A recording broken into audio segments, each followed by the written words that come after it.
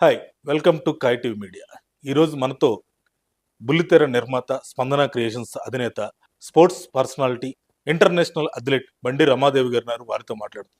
రమాదేవి గారు నమస్కారం. నమస్తే అండి. మేడం, మీ నెగిటివ్ ప్లేస్ ఎక్కడ మేడం? మీ సొంత ఊరు హైదరాబాదేనా లేకపోతే వేరే ఎక్కడి నుంచి అన్న ఇక్కడ వచ్చి లేదండి, స్థిరపడ్డారా? ఆంధ్ర అండి, నెల్లూరు జిల్లా, ప్రాపర్ నెల్లూరే. అక్కడ విఆర్ కాలేజీలో చదివాను. నేను 6th క్లాస్ ఉన్నప్పటి నుండి స్పోర్ట్స్ ఇంట్రెస్ట్ ఉండేది. అప్పటి నుండి స్టేట్ ప్లేయర్గా గుర్తింపు పొందాను. అప్పటి నుండి ఇంటర్నేషనల్ అథ్లెట్గా కూడా ఉండి స్పోర్ట్స్ కోటాలో రైల్వేస్లో అపాయింట్ అయ్యాను. దాని తర్వాత 1987లో మ్యారేజ్ అయిన తర్వాత ఆ రైల్వే జాబ్ని వదిలిపెట్టేశాను. తర్వాత 2000లో టీవీ ప్రొడ్యూసర్గా హైదరాబాద్లో స్థిరపడ్డాను. ఈ రాజకీయాల్లోకి ఎప్పుడు వచ్చారు మేడం? మీరు రాజకీయ నేపథ్యం 1997 చంద్రబాబు నాయుడు గారు అంటే ఇంట్రెస్ట్ అండి బాగా. అందుకు టీడీపీలో వచ్చాను. నేను టీడీపీలో నెల్లూరు జనరల్ సెక్రటరీగా చేశాను. ఓకే మేడం, మీకు ఈ ఫీల్డ్లోకి బుల్లితెర ఫీల్డ్లోకి రావాలని ఎవరు చెప్పారు, లేకపోతే మీ సొంత నిర్ణయం తీసుకున్నారా? మీకు సపోర్ట్ ఎవరన్నా ఇచ్చారా ఈ ఫీల్డ్లో? సొంత నిర్ణయమే అండి. స్పందన క్రియేషన్స్ అనే ఒక బ్యానర్ స్థాపించాలని ఉండేది. మల్లెమాల క్రియేషన్లో ఆయన మల్లెమాల పేరు ఏంటి ఆయన మరి? రెడ్డి గారు ఆ, మల్లెమాల రెడ్డి గారు అని అంటారు. ఆయన కూడా నెల్లూరు జిల్లానే. ఆయన ఎంకరేజ్ చేశారు. శ్యాంప్రసాద్ రెడ్డి గారు వాళ్ళ ఫాదర్ అండి. ఓకే. మల్లెమాల క్రిస్టియన్స్ శ్యాంప్రసాద్ రెడ్డి గారు ఫాదర్ ప్రోద్బలంతో మీరు ఈ బుల్లితెర రంగంలోకి వచ్చారు. ఇప్పుడు వరకు ఎన్ని సీరియల్స్ తీశారు మేడం? నేను ఒక 4 సీరియల్స్ చేశానండి. ఏ ఛానల్లో టెలికాస్ట్ అయినాయి? ఫస్ట్ దూరదర్శన్ చేశానండి, 13 ఎపిసోడ్స్ లాగా. తర్వాత జెమినీలో సిరి వెన్నెలు అని సీరియల్ చేశానండి. తర్వాత విక్రమార్క చేశాను. ఈ సుమ, ఉదయ్ భాను, ఝాన్సీ వాళ్ళని పెట్టి సీరియల్ చేశాను. మేడం, మీరు చదువుకునేటప్పుడే రాజకీయ లక్షణాలు ఉన్నాయా, లేకపోతే పెళ్ళయిన తర్వాత రాజకీయాల్లోకి వచ్చారా మీరు? అంటే విఆర్ కాలేజీలో ఉన్నప్పుడే రాజకీయ లక్షణాలు ఉన్నాయండి. సెక్రటరీగా చేశాను. స్పోర్ట్స్ కాలేజ్కి విమెన్ సెక్రటరీగా చేశాను. అప్పుడు ఇంట్రెస్ట్ ఉండేది బాగా రాజకీయాలని, కానీ ఆ ఏజ్, ఆ చదువు తోటి రాజకీయాల్లోకి రాలేకపోయాను. మేడం, ఇప్పుడు తిరుపతి లడ్డు అంశం మీద కల్తీ జరిగిందని చెప్పి రకరకాల చర్చలు జరుగుతూ ఉన్నాయి. అది కోర్టులో కూడా ఉంది. ఇప్పుడు దానిపై అసలు నిజంగా కల్తీ జరిగిందంటారా? ఏంటి దాని మీద మీ అభిప్రాయం ఏంటి? అసలు కల్తీ జరిగి ఉంటేనే కదండి వచ్చి ఉంటుంది. కల్తీ జరిగిపోతే ఇన్ని ఇయర్స్ నుండి ఏ రోజు కూడా తిరుమల దేవస్థానంలో అక్రమాలు జరుగుతున్నాయి, టికెట్స్ అమ్ముకుంటారంటారు, అవి అంటారు. తిరుపతి లడ్డు కూడా తక్కువ చేసి చాలా అక్రమాలు జరుగుతూ ఉంటాయి. అవి ఎప్పుడు వెలుగులోకి రాలేదు. ఇప్పుడైతే వచ్చింది కదండి, అది జరిగిందండి, అది జరిగి ఉంటుంది. ఓకే. ఎవ్రీ ఇయర్ ఒక ప్రోగ్రామ్ చేయాలని ఉందండి. డిస్టింగ్విష్ లేడీస్ తోటి స్పందన క్రియేషన్స్ బ్యానర్ మీద అలాంటి ఈవెంట్ చేయాలని ఉంది. ఇప్పుడు ఈ స్పందన క్రియేషన్స్ లో ఇప్పుడు వరకు మీరు సక్సెస్ అయ్యారా మేడం? సక్సెస్ అయ్యారని మీరు అనుకుంటున్నారా, లేకపోతే ఇంకా ఏమన్నా కొత్తగా చేయాలంటే? అయ్యానండి, కొత్తగా చెయ్యాలి. ఇప్పుడు నీలి కలువలని ఒక సీరియల్ చేశాను. అది జెమినీకి ఇచ్చానండి. 3:30కి నాన్ ప్రైమ్ టైం ఇచ్చారు. అది ప్రైమ్ టైంగా ఇస్తే మరి అది టెలికాస్ట్ చేయించాలని ఉన్నాను. ఈ ఒక స్త్రీగా మీరు ఇన్ని రంగాల్లో మీరు ముందుకు వెళుతున్నారు. మీకు బ్యాక్ బోన్ ఎవరు మేడం? మీకు సపోర్ట్ ఇచ్చింది ఎవరు మీలో, మీ కుటుంబంలో? సపోర్ట్ ఎవరు లేరండి, ఇండివిజువల్ గానే వచ్చాను నేను. అయితే ఇప్పుడు మీరేమన్నా సంక్షేమ కార్యక్రమాలు ఏమన్నా చేయదలుచుకున్నారా మేడం? ఇంతకు ముందు ఏమన్నా చేశారా?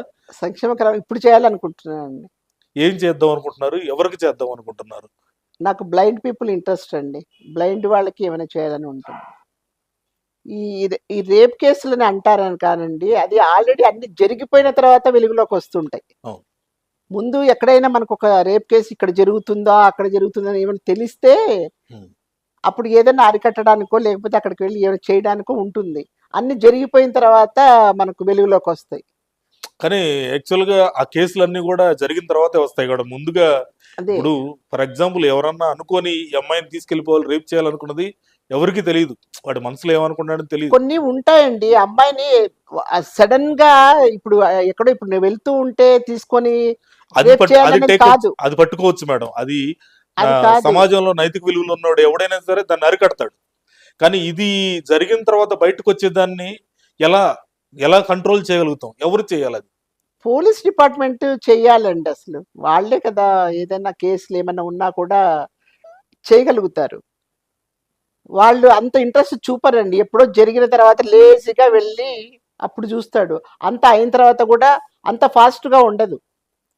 దాన్ని ఆ కేస్‌ని ఇది చేయాలి అని. మూమెంట్. హ్మ్. మేడం, మీరు ఒక నిర్మాతగా ఆ సీరియల్స్ నిర్మించేటప్పుడు అటు ప్రొడక్షన్ తరపు నుంచి కానీ, సినీ ఎక్విప్మెంట్ తరపు నుంచి కానీ, కెమెరా సైడ్ నుంచి కానీ, 24 క్రాఫ్ట్స్ నుంచి మీరేమన్నా ఇబ్బందులు పడ్డారా? ఏమన్నా వాళ్ళ ద్వారా, లేదా స్క్రిప్ట్లో కానీ ఏదన్నా మీకు ఇబ్బంది కలిగిందా? లేదండి. ఇబ్బందులేమి ఎదుర్కోలేదు. అంత సాఫ్ట్‌గా ఎక్కడ ఏదైనా పర్మిషన్ తెచ్చుకోవటం గానీ, లేదా టెలికాస్ట్ తెచ్చుకోవటం గానీ అన్నీ చేసుకున్నాను. లొకేషన్స్‌లో దొరికినాయా మేడం? ఏమన్నా ఇబ్బంది పెట్టారా? ప్రొడక్షన్స్ మేనేజర్స్ ఏమన్నా మీకు గోల్మాల్ చేయటం? లేదండి. అలాంటి నెగెటివ్స్ ఏం లేవు. అంతా బానే జరిగింది. హ్మ్. మేడం, ఇప్పుడున్న పరిస్థితుల్లో ఇన్‌ఫ్లుయెన్సర్స్‌ది చాలా ఉపయోగపడుతా ఉన్నాయి. సో, బయట జరిగే యథార్థాలు బయటికి చెప్తా ఉన్నారు. యూట్యూబ్ ద్వారా గానీ, సోషల్ మీడియా ద్వారా గానీ, ఫేస్‌బుక్, ట్విట్టర్, ఇన్‌స్టాగ్రామ్ ఇలా రకరకాల మాధ్యమాల్లో తెలియజేస్తూ ఉన్నారు. మీరు మీ స్పందన క్రియేషన్స్ ద్వారా ఏమైనా యూట్యూబ్ ఛానల్ పెట్టి ఇంటర్వ్యూస్ చేస్తూ మీరు ఏమన్నా 10 మందికి తెలిసేలా మెసేజ్ ఇవ్వటానికి యూట్యూబ్ ఛానల్ ఏమన్నా పెట్టాలని మీరు అనుకుంటున్నారా? అవునండి. 'స్పందన' అని యూట్యూబ్ ఛానెల్ స్టార్ట్ చేయాలనుకుంటున్నాను.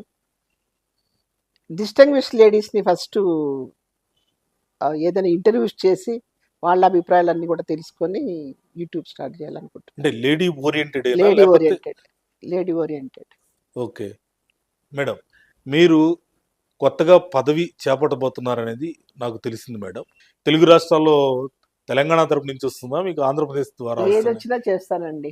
అక్కడ నుండి వచ్చాను. ఇక్కడ సెటిల్ అయిపోయాము. ఓకే. కాబట్టి ఆంధ్ర కానీ, ఇటు తెలంగాణ కానీ 2 వైపులా ఏదొచ్చినా కూడా నేను ఫుల్‌ఫిల్ చేస్తాను. Human rights, consumer, scouts, Potti Sriramulu పలు సొసైటీల్లో మీరు ఆ పదవి బాధ్యతలు చేపట్టబోతున్నారు. ఆ పదవి బాధ్యతలు చేపట్టిన తర్వాత ఎవరికి ఏ విధంగా అంటే ఫీల్డ్‌లోకి వెళ్లి సర్వీస్ చేద్దాం అనుకుంటున్నారా? స్టేజ్ మీద ఉండి సర్వీస్ చేద్దాం అనుకుంటున్నారా? ఎలా చేద్దాం అనుకుంటున్నారు? దాని గురించి చెప్పండి. నాకు ఏ పదవి ఇచ్చినా కూడా దాన్ని సద్వినియోగం చేసుకొని ఫీల్డ్‌లోకి వెళ్తానండి. ఫీల్డ్‌లోకి వెళ్ళిన తర్వాత అక్కడ కష్ట సుఖాలన్నీ చూసి, వృద్ధులకైతే ఇప్పుడు ఈ చలికాలంలో చాలా మందికి చలికి స్వెటర్స్ లేక, దుప్పట్లు లేక చాలా ఇబ్బందులు పడుతూ ఉంటారు.